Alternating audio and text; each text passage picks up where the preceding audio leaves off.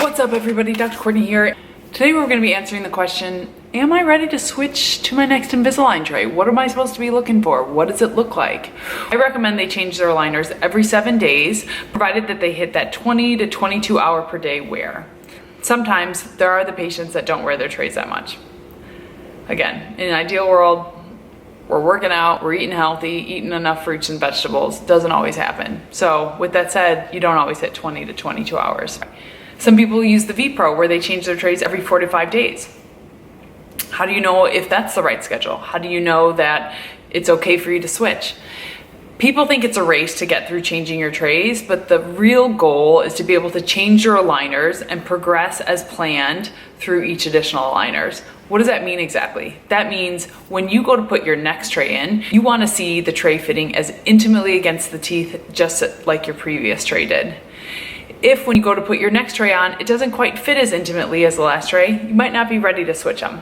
So to give you an example, we're going to talk about my own teeth and my own trays. So right now I have my first tray in. And so if you want to look really closely, you can see how these trays fit really well. Now, when I go to put my next trays in, I'm gonna expect to see the exact same thing on tray number 2, because that means I wore this tray long enough, it did its job, it moved the teeth as prescribed, and I'm ready for the next tray. So now we're gonna put my next trays in and we're gonna see how they fit.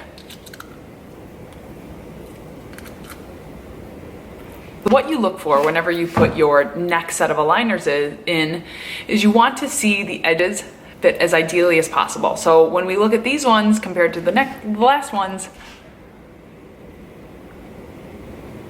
they're all the way down on the bottom teeth.